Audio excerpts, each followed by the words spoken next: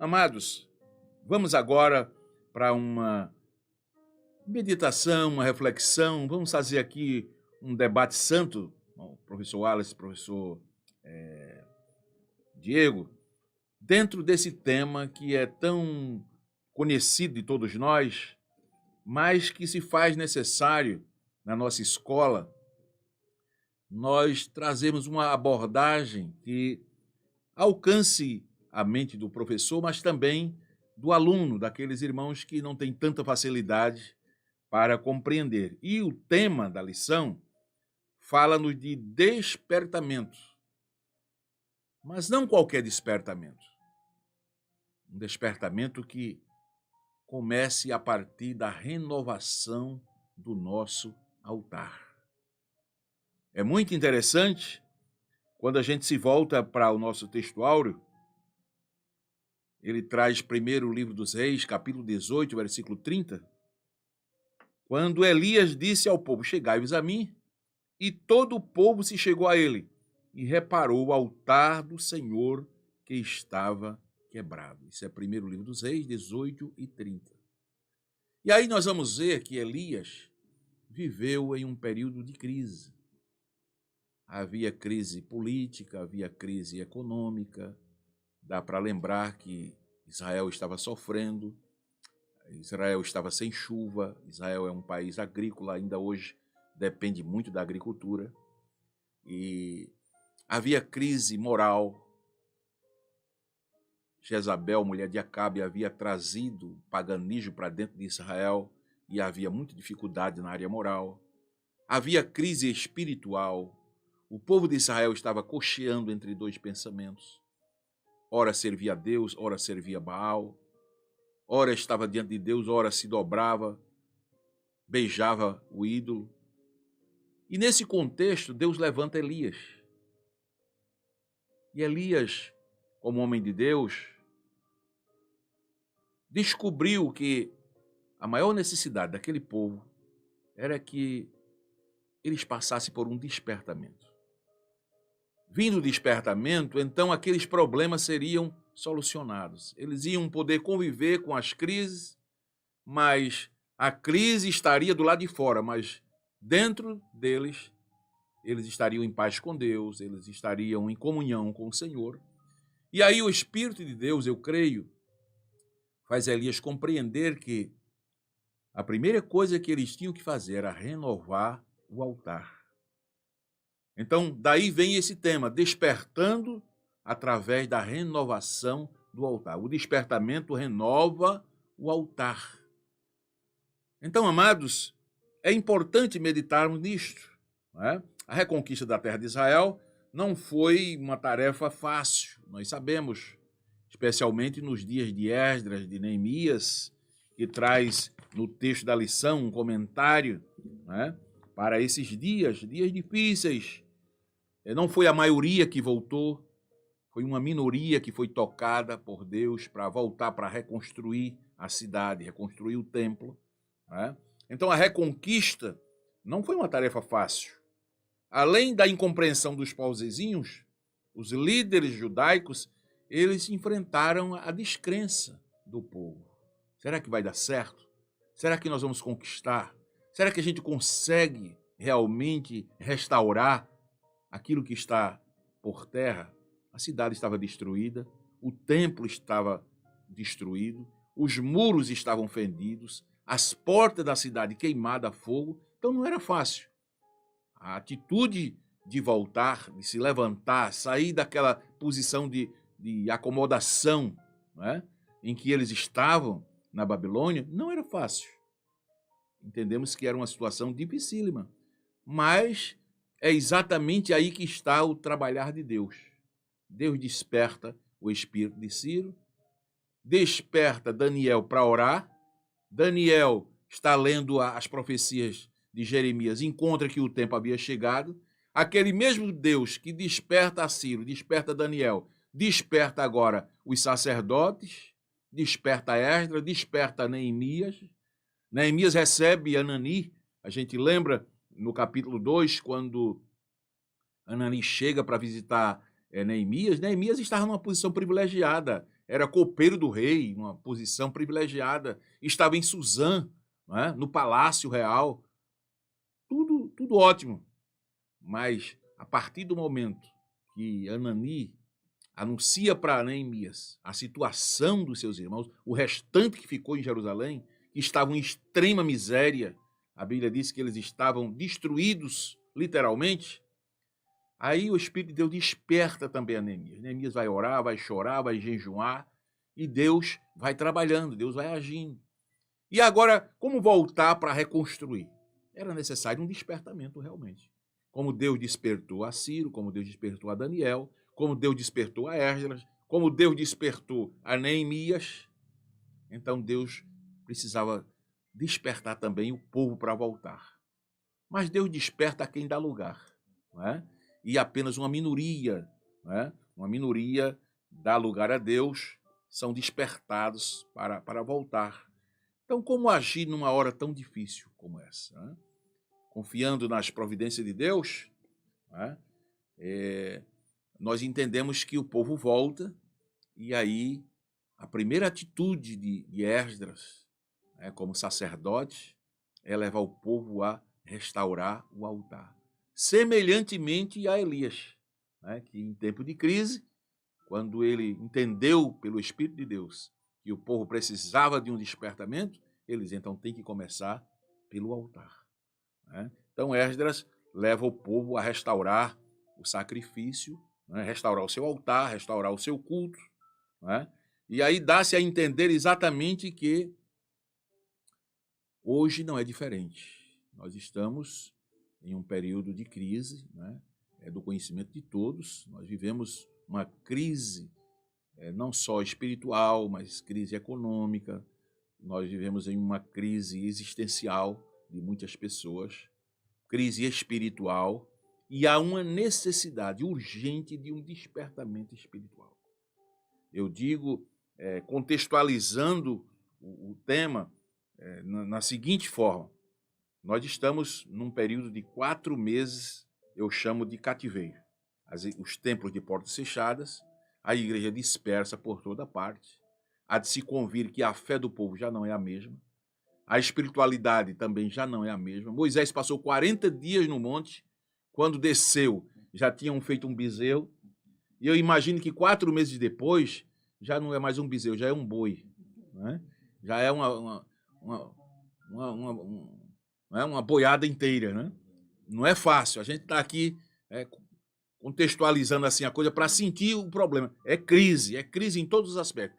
No aspecto financeiro, eu vi essa semana mais de 500 mil empresas foram fechadas nesse período no Brasil, mais de 28 milhões de brasileiros desempregados.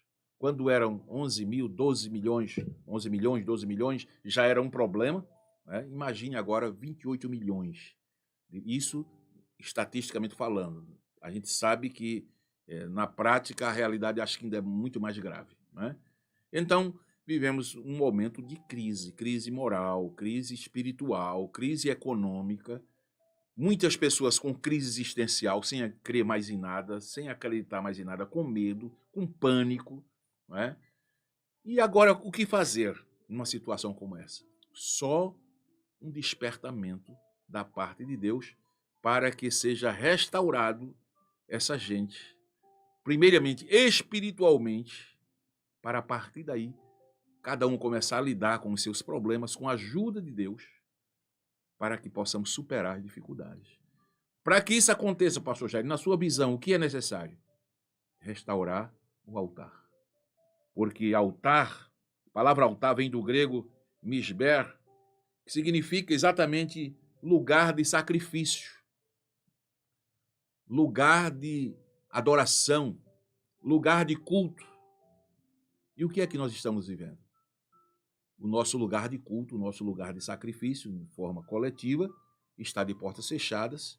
Estamos diante de um decreto de lei, aqui em nossa cidade, pelo menos, né? 4 meses o templo está de portas fechadas, e o povo está sem cultuar a Deus, cultuando através de cultos online, de lives, e etc. Cada um tem suas experiências com Deus, mas a gente percebe que há uma necessidade de outra vez esse povo estar junto para que nós possamos sentir aquele calor humano, poder ensinar de uma forma que alcance de uma forma mais geral, até porque você falando em rede social, você não pode dizer tudo que é necessário, você não está falando apenas para um grupo, você está falando para uma massa, né, generalizada, né, e não é fácil. Então, a gente percebe que é uma necessidade de que esse altar seja restaurado. E esse altar começa na vida de cada um, começa no culto de cada um, começa no culto doméstico, começa no culto da família, a gente entende bem,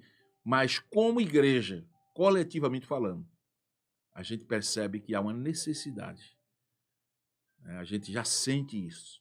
À medida que o povo deixa de cultuar, à medida que o povo começa a ficar distante, a gente percebe os conflitos, as dificuldades, a necessidade de uma palavra, de uma orientação.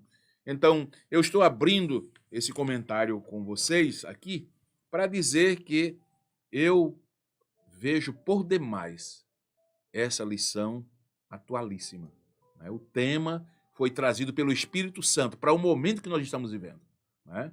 Então, Alice, aqui está despertamento espiritual, renovando o altar. E aí eu gostaria que você fizesse seu comentário, qual a sua visão. O comentarista disse que o despertamento conduz o homem ao altar. Então, fale algo daquilo que Deus tem colocado no seu coração. Pastor, todas essa introdução que o senhor faz neste momento em relação a essa necessidade, a esse contexto, o pastor Eurico Bergstein, essa lição é inicialmente de 1993, salvo equívoco, não é isso? Mas parece que o pastor Eurico estava no seu escritório escrevendo para a igreja dessa década, né? Então, é muito contextualizada esta lição. Eu acho impressionante, pastor, como o senhor falando a respeito da questão das crises e de como as pessoas reagem diferente diante de uma crise. É impressionante esta verdade. Eu estava, pastor, estudando algumas lições à frente e percebendo como existe uma orquestração para que a obra de Deus pare. Eu estava, por exemplo, pastor, lá em Esdras capítulo 4, vai dizer que houve uma coalizão de todos os colonos da terra para que a obra não parasse. E o escritor vai dizer, o cronista vai dizer que se levantou Reum, chanceler, Sinzai, o escrivão, e ele vai mostrar uma série de outros que eram autoridades que não queriam que esses repatriados, que haviam sido, como nós lemos no Salmo 126, estavam felizes, né? Estavam alegres, porque, afinal de contas, um édito imperial permitiu o retorno deste povo. Só que, como o professor Diego falara em outro local, enquanto que do Salmo 137, os levitas estavam com as suas harpas penduradas, porque não tinham, a harpa era um símbolo, entre outros, do grande rei Davi, e eles não tinham essa iniciativa para louvar a Deus em terra estrangeira, mas quando acontece todo aquele movimento, um certo expositor, pastor, chega a dizer que aquele ruído que houve, que o profeta Ezequiel ouve no vale, né? Ele diz que enquanto profetizava houve um ruído, ele faz uma aplicação com o brado de louvor que os judeus deram quando ouviram sobre o decreto de Ciro. Esse despertamento foi muito fantástico, foi uma coisa excepcional, mas a oposição surgiu, né? Vieram vários opositores, e lá em Esdras capítulo 4, pastor, nós percebemos autoridades inscrevendo ao rei para que a obra parasse. Isso significa que nós, diante dessa crise, o senhor trouxe essa aplicação, existem mentes brilhantes que querem que a coisa fique como está. Ou seja, que são contra os pastores, são contra a igreja, são contra a fé evangélica, né? E assim como houve autoridades para que a obra não acontecesse, nós podemos perceber que isso também é uma realidade. Interessante, pastor, que o altar era a primeira peça do tabernáculo. Nós estudamos, acho que foi a primeira lição, Diego, de 2019, a segunda lição que falou sobre o tabernáculo, né? Como era importante o altar, de maneira que ninguém poderia ter acesso a uma intimidade maior com Deus, nem os próprios sacerdotes e sumos sacerdotes, sem antes passar pelo altar. Né? Há quem diga que o fogo que acendia, por exemplo, o altar, que estava no interior, né, o incenso, era também tirado, as brasas eram tiradas do altar. E então, pastor, é impressionante como durante 70 anos, o professor Diego, eu me espelho muito, tem sido uma bênção para a minha vida, ele disse que o ministério profético, ele continuou antes, durante e pós o cativeiro. Nós tivemos antes do cativeiro Isaías falando, Jeremias falando, o próprio Jeremias, Daniel, Ezequiel durante o cativeiro. Depois Deus levanta duas vozes proféticas, que foi Ageu e Zacarias. Contudo, o ministério sacerdotal foi interrompido. Imagine, porque a ordem lá de Levítico, pastor, era que o fogo, nós somos pentecostais, pastor, a gente usa esse texto, a gente faz aquela aplicação, o fogo arderá continuamente sobre o altar e receba fogo, e lá vai o fogo para lá. Mas, na verdade, aquele texto ali mostrava como o povo era pecador.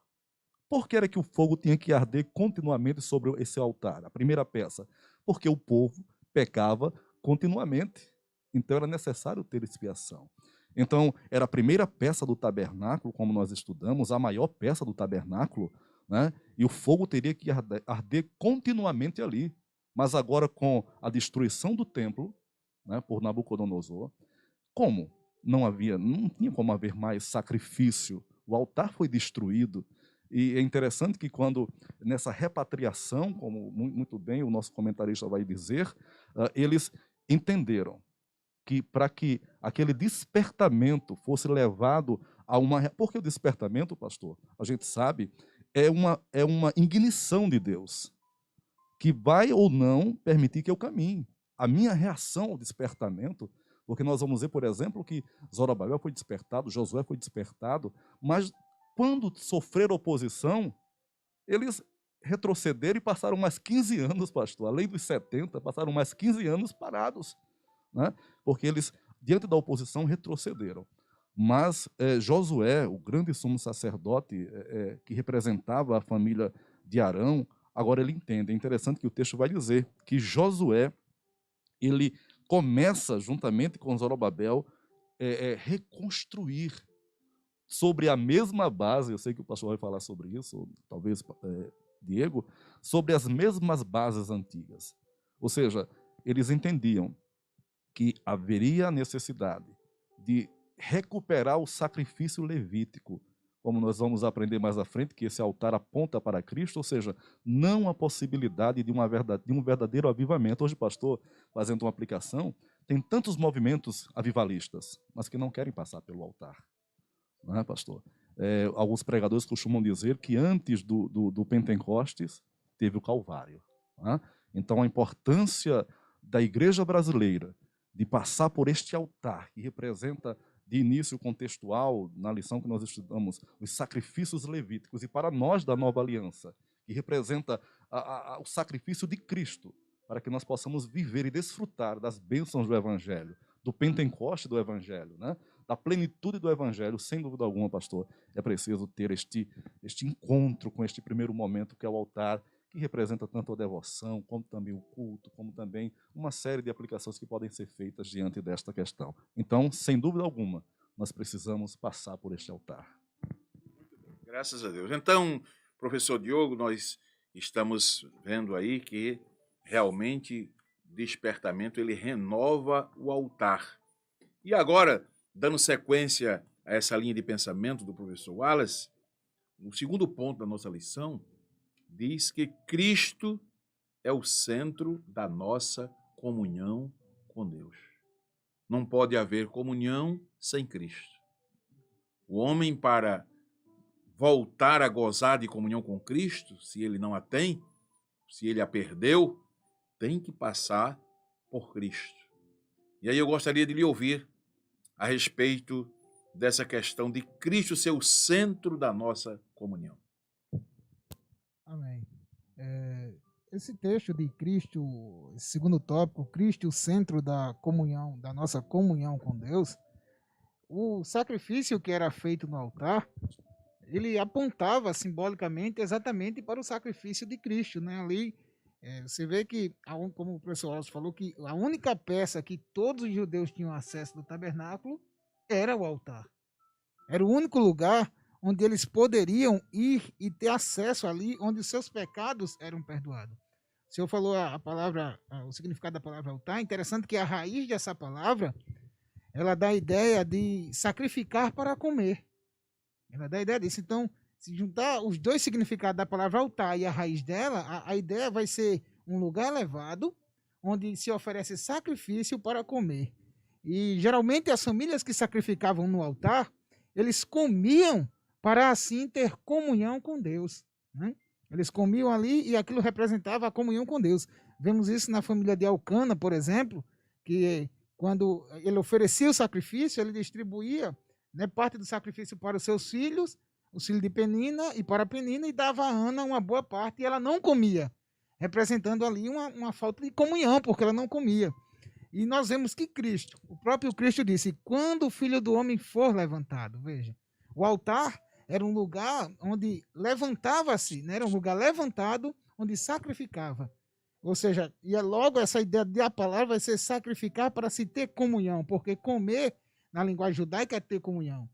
Quando falamos que Cristo é o centro da nossa comunhão com Deus, ele foi levantado na cruz do Calvário para que todos aqueles que se chegassem a eles tivessem comunhão com Deus, pelo sacrifício de Cristo.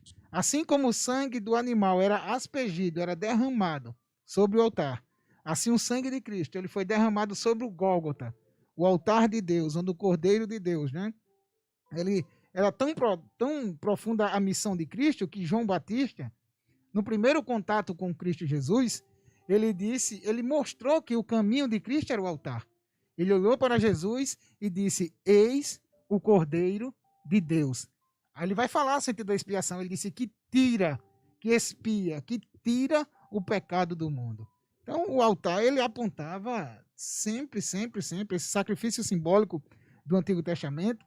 A lição do segundo trimestre do ano passado, ela mostrou muito isso, né, sobre a questão do altar, apontar para Cristo, onde nós alcançamos o perdão, a remissão pelos nossos pecados, né? E como disse Paulo aos Colossenses, ele disse que em Cristo Jesus nós temos paz com Deus pelo sangue da sua cruz, né?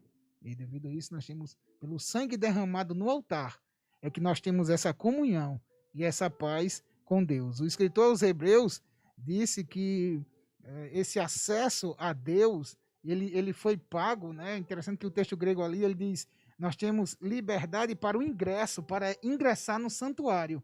E ele vai falar que é por causa do sangue de Cristo Jesus, esse sangue derramado no altar, é que hoje nós temos acesso e podemos chegar junto ao trono de Deus com inteireza de coração. Então, é esse comentário que nós deixamos aqui acerca desse assunto do tópico de número 2. Maravilha. O irmão falou, professor Diogo, a respeito do altar, que para se chegar ao altar tinha que subir, né? O altar era um lugar elevado. E em São João Evangelho, capítulo 12, versículo 32, Jesus disse, quando eu for levantado da terra, atrairei todos a mim. Ali Jesus estava se apresentando realmente como a figura principal que tornaria viável essa comunhão do homem com Deus, né?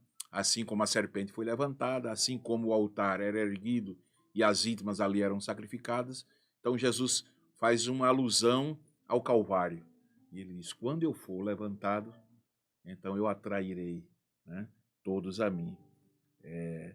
Paulo escrevendo aos Coríntios, no capítulo 15, e o versículo 3, ele disse, olha, o que eu recebi, né, o que eu recebi do Senhor, eu vos entreguei, que Cristo morreu por nossos pecados, segundo as Escrituras. Então, Paulo também mostra que Cristo realmente é o centro dessa comunhão, porque ele se entregou pelos nossos pecados.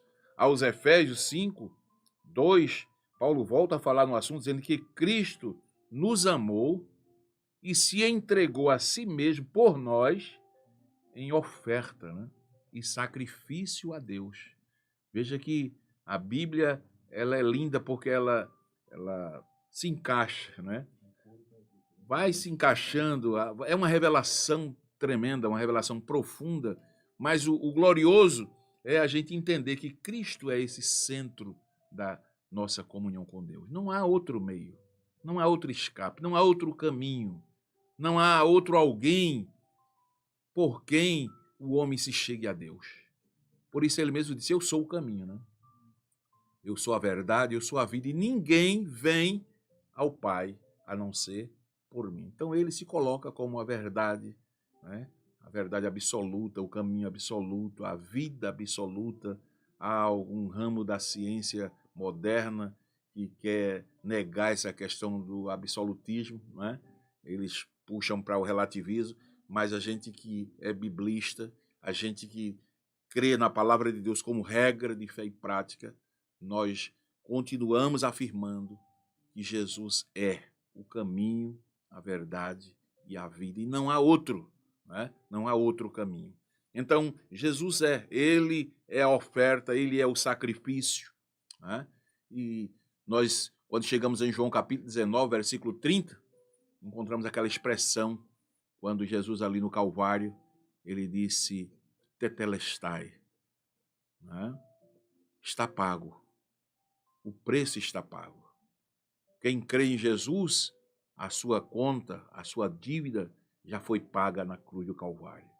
Então ali ele realmente fecha, né, toda essa questão de ser o centro da nossa comunhão com Deus, porque ele já pagou o preço para este caminho ser aberto. Então, meus amados, que maravilha poder estar essa tarde compartilhando desta verdade tão maravilhosa. E a lição segue, não é? Nossa hora está passando, mas vamos dar pelo menos uma palhinha, não é? Nesse ponto final, quando nos fala exatamente do cuidado com as imitações, né? Nós sabemos que vivemos em um tempo em que há muita coisa que vai mais pela linha da aparência, né? Existem pessoas que, infelizmente, têm fugido desse altar, professor Wallace, e têm trazido inovações para o meio cristão, mas quem conhece a palavra de Deus, quem lê a palavra de Deus, eu sou um amante da palavra, porque quem ama a palavra, quem busca a palavra de Deus, ele não é enganado facilmente, não é? Eu, há pouco tempo atrás, eu lembro que surgiu um movimento conhecido como G12, e numa das igrejas que eu trabalhava, um jovem chegou para mim e falou, pastor, olha, o senhor precisa ensinar aqui em nossa igreja, eu aprendi, eu tive num encontro, e lá me ensinaram uma nova forma de receber perdão de pecados. E eu nunca vi o senhor ensinar aqui na igreja. E eu gostaria que o senhor passasse. Eu disse, então, meu filho, tem uma nova maneira? Ele disse, tem. Então me fala, eu quero saber, eu quero tomar conhecimento. Até então, para mim, era novidade aquilo. E ele falou, olha, pastor, a novidade é essa. A gente estava lá no encontro e o preletor pediu que a gente, cada um pegasse uma folha de papel e escrevesse todos os nossos pecados, desde o ventre materno até a atualidade. Eu disse, e depois? Se depois a gente pegou aquela folha toda cheia de pecados, então tinha uma cruz de ferro lá na frente, e aí no pé da cruz tinha assim, fogo, eles colocaram álcool ou gasolina, aquele fogo estava aceso, ia ser aceso, né? Mas estava lá aquela cruz cheia de pregos, e cada um da gente ia lá e cravava os nossos pecados naquela cruz, e depois então era colocado fogo, e todos aqueles papéis eram queimados, e ali os nossos pecados foram perdoados. E eu falei para eles, eu digo, meu filho, a Bíblia diz, 1 de João 1,7, se andarmos na luz, como ele na luz está, não diz que é cruz de prego, nem cruz de ferro, nem cruz de madeira. Diz o sangue de Jesus Cristo, o seu Filho. E quando a Bíblia fala ali de sangue, está falando não de sangue literal, está falando do sacrifício. O sacrifício vicário de Cristo. O sangue de Jesus nos purifica de todo o pecado. Então, eu creio que quando o comentarista nos leva aqui a falar de ter cuidado com as imitações, professor Wallace, é mais ou menos nesse caminho, que tem surgido muitas inovações de pessoas querendo resolver a problemática do ser humano com novas fórmulas. E nós não podemos fugir da palavra de Deus. Gostaria de lhe ouvir. Pastor, essa aplicação que o pastor Eurico Bergstein faz é muito interessante, porque nós percebemos que o princípio bíblico para todo o avivamento e especialmente para a manutenção de um despertamento é o altar. É tão impressionante, pastor, que no Apocalipse tem alguns cânticos, e no capítulo 4 nós encontramos o cântico em que os seres viventes adoram a Deus como Criador. E interessante que no capítulo 4 nós encontramos quando eles dizem que digno é o Senhor de receber a glória, a honra e o poder. Por quê? Criaste todas as coisas. Então, o cântico da criação, de adoração a Deus pela criação, é interessante que aparece 3 dignidades. Mas quando nós encontramos o cântico do Cordeiro, que é o cântico da redenção, é claro que Deus não existe essa distinção entre glória para Deus, quando nós glorificamos ao Pai, glorificamos ao Filho. Mas é interessante que quando aparece o cântico da redenção, ele coloca as 7 dignidades do Cordeiro. Por que ele é digno? Porque ele comprou para Deus. Então, esse altar, esta necessidade de passar pelo altar, é atual. Ou seja, se nós não passarmos pelo altar, pelo perdão, é interessante que depois do altar, pastor, lá no contexto de Esdras e de Josué, houve a celebração. Então, primeiro vem o altar, que representa o quebrantamento, e depois a celebração. O que acontece depois do altar depende muito da minha postura enquanto eu estive diante do altar. Mas, infelizmente, esses movimentos, pastor, eles querem criar eu recordo que foi dito assim: agora nós descobrimos a fórmula de evangelizar o Brasil.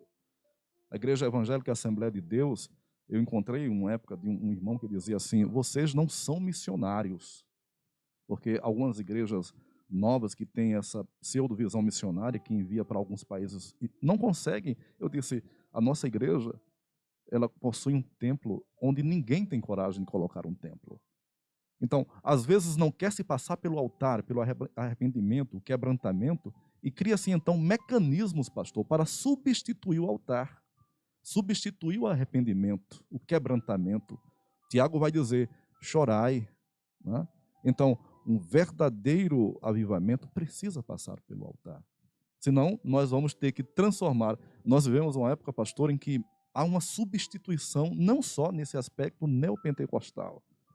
Nós, pentecostais, pastor, por isso que o nosso canal se chama Escola Bíblica Pentecostal, nós somos muito rotulados por conta dessas invencionices que está se criando nos arraiais neopentecostais, né? De terminologias. Hoje você vê tantas terminologias que são ditas pentecostais para substituir o pentecostalismo clássico.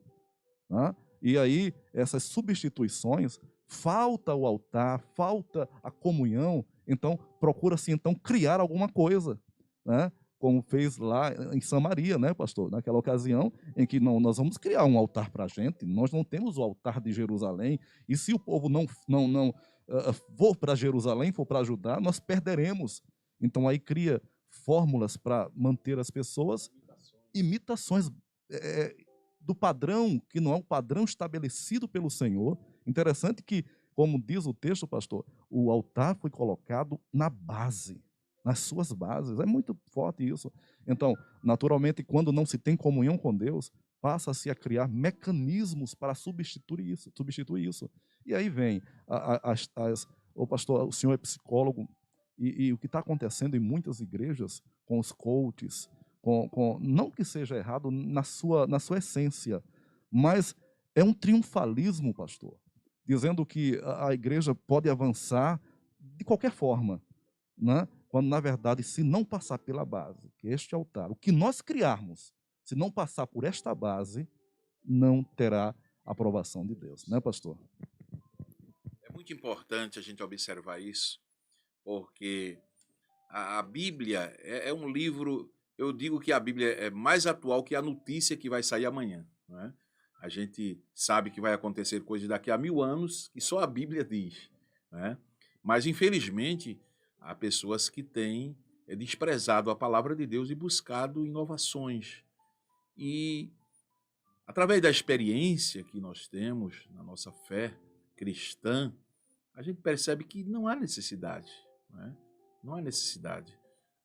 Todas as bases, todas as orientações, todos os meios para que haja um despertamento, para que haja um avivamento, está na Bíblia Sagrada, está na palavra de Deus. Passaram-se os anos, né? Vieram as inovações, as tecnologias avançadas, a ciência se modernizou, mas a gente sabe, à luz da Bíblia, que avivamento, despertamento espiritual só é genuíno, só é verdadeiro se partir de oração, de quebrantamento, de busca, né, de jejum, né, na presença de Deus. E esse é o altar da comunhão, né, que nós cremos que o nosso saudoso missionário Eurico Berg, ele está tentando nos mostrar, né, dentro do seu comentário. Então, não podemos, de forma alguma, abrir mão, né, daquilo que Deus tem colocado para nós. A Assembleia de Deus é uma igreja centenária e a gente não abre mão desses princípios. A igreja deve sim permanecer em oração, deve permanecer na palavra, deve permanecer buscando renovação espiritual sempre, e assim o fogo do altar vai permanecer aceso. O altar estando com o fogo aceso, então o despertamento ele acontecerá.